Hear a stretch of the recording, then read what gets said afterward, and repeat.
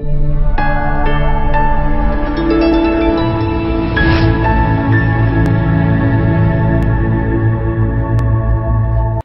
excited to talk to you today about why Bitcoin matters for freedom.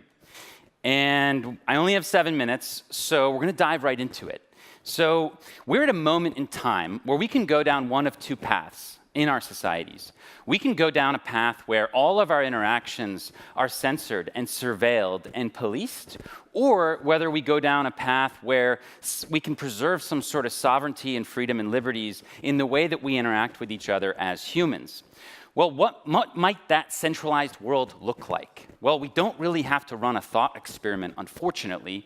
All we have to do is look at what life is like for people in the world's largest country. So for more than 1 billion people, they live in a society that is being socially engineered to suck up all of their location, financial, health, and communications data into a cloud where the Communist Party can look and analyze and start to track their behavior. So you have people in China, tens of millions of people, using apps like WeChat, which Mega explained earlier, to do absolutely everything. Pay for things, pay bills, trade information and communications with their family, talk to their loved ones. All of this stuff is being tracked and surveilled. And it's not like a credit score here in the United States, which just relies on, are you a good, good person who's paying back your debts, and do you not have too much debt? They also throw in who your friends are. They throw in, what you've said on these networks. And this becomes something that's called a citizen score or a social credit score. And it basically dictates whether or not you can get a visa to leave the country, whether or not you can get a good rate on a loan, whether or not you can get fast internet. And this is growing all across China. It's not a unified effort yet, but it's happening in many, many cities and in many, many provinces. And the Chinese government's goal is to make this a total reality in the next few years. In some cities in China, the very best citizens, the most loyal citizens, are put up on giant Hunger Games-style posters so that everybody is competing to be the best citizen. And that is far more effective than any sort of violence or kind of down, direct authoritarianism. If everybody's competing to be the best citizen, then that's something that I'm very afraid of and I'm very bearish on.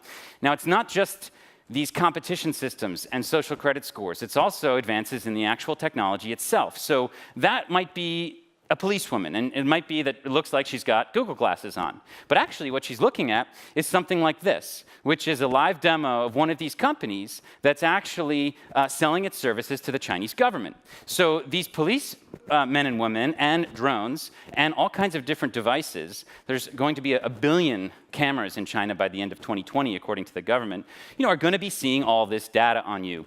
So this is a centralized society, and it's something that I hope we all here probably, don't want to go down. But why should this matter to you? This is a message that I got a couple weeks ago from Facebook when I logged in, and it told me that basically my data has been breached. So when we talk about the downsides of centralized data, it's not just that governments can surveil and censor our activities, but it's also very unsafe. I mean, you're talking, when you Google data breaches, you're looking at Equifax and Cathay Pacific, and every week there's a new data breach. So centralized data structures have a lot of downsides. At the TED conference this year, Jaron Lanier said that we should create a new internet where our interactions between each other wouldn't be policed, wouldn't be manipulated. And that's so important, because if we could control our own data, then we can make government surveillance, total government surveillance, impossible. Even Yuval Noah Harari, the author of *Sapiens* and famous historian, has basically said this, has said that our efforts to distribute data, efforts to distribute power in the digital sphere are one of the most important things for us to safeguard our democracies. Now, I'm someone with a political science background. I work with human rights activists, civil society organizations. I work with journalists. We see the fruits in decentralized government. Okay, so highly centralized government like dictators and dictatorships have benefits. They can do however many transactions per second they want. They don't have to deal with the courts or the media or private property. But when we stack up, let's say, the top 20 dictatorships with the top 20 open societies, I mean, anything that you care about, health, equality, the environment, it's all better in the decentralized societies. No two liberal democracies have ever even gone to war with one another. So there's incredible power in decentralized governance. The question is Is it the same with money and technology? And I would argue yes. So, of course, about 10 years ago, Bitcoin was created. Bitcoin is the first network that allows us to exchange value in a way that is censorship resistant.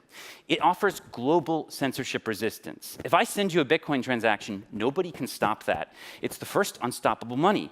There's no CEO, there's no board, there's no back door. It is what I would call the first of what are going to be many anti-authoritarian technologies.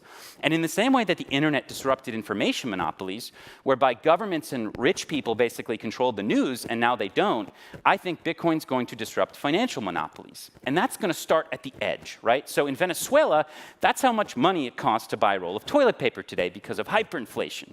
And to give you an idea of the speed of this hyperinflation, 2 years ago it cost 450 bolivars to buy a cup of coffee. Then last year, 4,500. Then 1.4 million. So the inflation is going to be 1,000,000%, which means in January, if you have $1 million, you only have one at the end of the year.